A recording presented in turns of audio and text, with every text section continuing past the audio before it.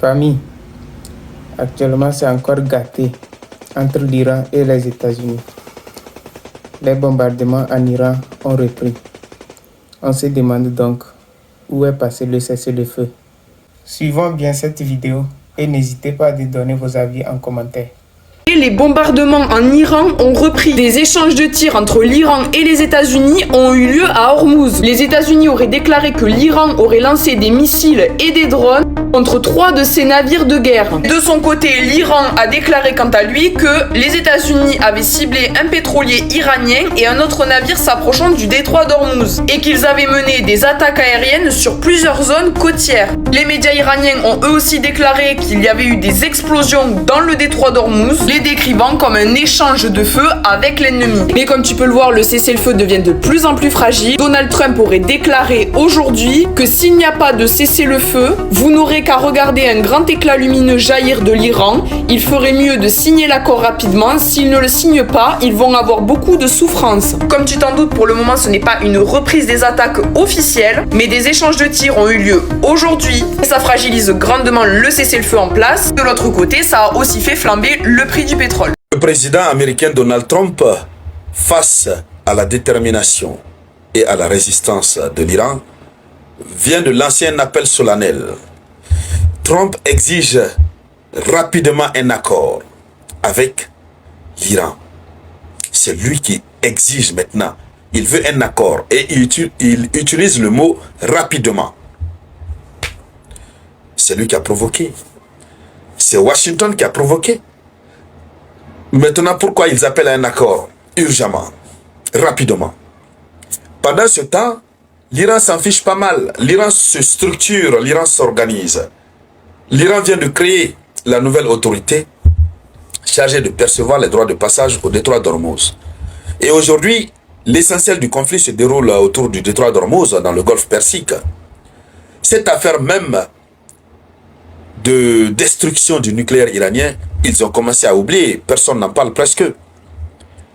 Puisque les Américains ne savent pas où se situent exactement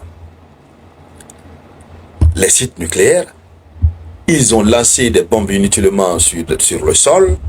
Les Iraniens ont utilisé le leur, ils les ont trompés. Des designs sur Terre qui font croire aux satellites que ce sont les sites, l'entrée des sites. Ils ont frappé. Et chaque frappe est très coûteuse, j'allais dire, pour l'Amérique. Donc, finalement, ils ne parlent même plus de ça. Alors, pendant que Donald Trump parle de trouver rapidement un accord, l'Iran accuse Washington de violer flagramment le cessez-le-feu. Donald Trump dit que le cessez-le-feu est toujours en cours. Mais l'Iran dénonce la violation flagrante du cessez-le-feu. Même si tout le monde sait que ça n'existe plus. Et donc, il faut dire que ces dernières heures ont confirmé l'aggravation spectaculaire de la crise entre les États-Unis d'Amérique et l'Iran. Ces dernières heures ont été un tournant décisif. D'un côté, Donald Trump qui exige désormais que l'Iran signe un accord rapidement, sous menace de représailles beaucoup plus violentes. Les Iraniens sont habitués à cela. Le monde est déjà habitué à ça. Voilà. Mais de l'autre côté, l'Iran accuse. Ça veut dire que l'Iran n'est même pas prêt à aller à un cessez-le-feu. Alors, vous n'êtes pas sans le savoir que c'est la partie où l'Iran attend le plus Washington, la partie de la résistance. La partie où Washington dit, allons-y signer un accord. L'Iran sait qu'on ne peut pas faire confiance à Washington. Ils ont essayé à plusieurs reprises, ça n'a pas marché.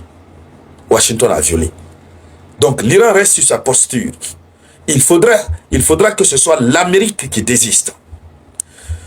Donc selon les propos relayés hier, vendredi, tard la nuit, les propos de Donald Trump qui ont été relayés, il a dit ceci. Nous les frapperons bien plus durement et bien plus violemment à l'avenir s'ils ne signent pas leur accord, et rapidement. Ces mêmes propos que Donald Trump a tenus hier ont été tenus à plusieurs reprises. Ça a été relayé. La plupart même des médias, des observateurs et des commentateurs sont fatigués de répéter les mêmes mots de menace émanant de Donald Trump. Quand il dit « nous frapperons bien plus durement et bien plus violemment s'il n'y a pas d'accord », il a fait ces mêmes déclarations lorsque les délégations américaines et iranienne devrait se rencontrer à Islamabad récemment. La rencontre qui a été vouée à l'échec. Il avait dit que si ça échouait, qu'il allait frapper durement. Plus durement d'ailleurs. Mais rien ne s'est passé.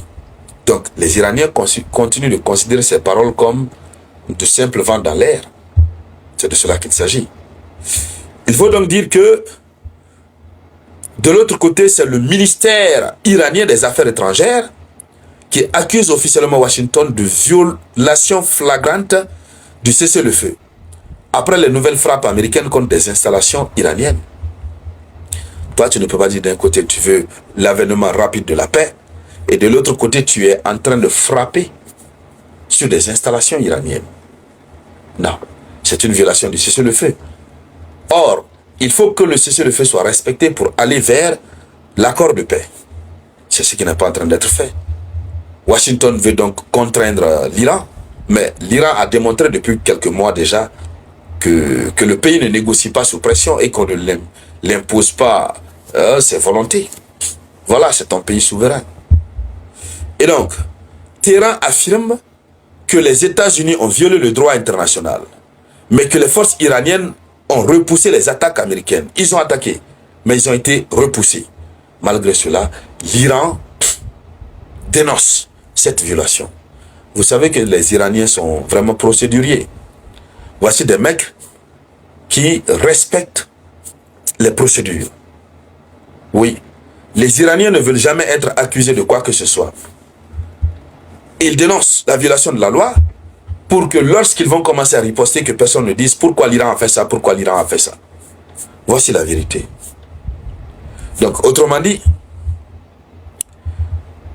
Washington aujourd'hui parle de paix, mais Washington menace de frappe massive, tandis que l'Iran parle de cessez-le-feu, mais affirme continuer à résister militairement, ce qui veut dire clairement que les deux camps parlent encore de trêve, tout en préparant déjà la phase suivante du bras de fer. Donc, on n'est pas dans une trêve en tant que telle. Et la trêve ne servira à rien. À partir de là, on se pose une première question. Pourquoi les propos de Donald Trump démontrent qu'il y a une stratégie de paix imposée par la force et que c'est une sorte de tentative de piège contre l'Iran? Il faut déjà dire clairement que le ton américain a complètement changé. Vous avez vu la déclaration du CENTCOM qui a été faite, où le CENTCOM a annoncé qu'ils ont neutralisé 2 destroyers. Donc, il faut dire que quand Donald Trump dit « signez rapidement, sinon les frappes seront plus dures », ça signifie que Washington veut accélérer la capitulation de l'Iran. Ils veulent que l'Iran cède au plus vite. Et c'est là où se situe le problème. L'Iran ne va pas accepter. Sur quel fondement? L'Iran a déjà déposé ses conditions sur table depuis déjà plus de 3 semaines. S'ils veulent qu'ils respectent les conditions de l'Iran, l'Iran va se sentir heureux, je veux dire. L'Iran va participer aux négociations. Et si le contenu de l'accord proposé va dans l'intérêt de l'Iran, l'Iran n'aura rien à redire. Mais déjà, les conditions même fixées par l'Iran ne sont pas remplies. Et le contenu même de l'accord n'arrange pas l'Iran. Donc, le conflit est en train vraiment de prendre une autre dimension. Ce sont des paroles en l'air que Washington est en train de lancer. L'Iran n'écoute pas ça. Donc, il faut dire clairement que la deuxième question, c'est le fait que l'Iran parle de la violation flagrante du cessez-le-feu. Pourquoi l'Iran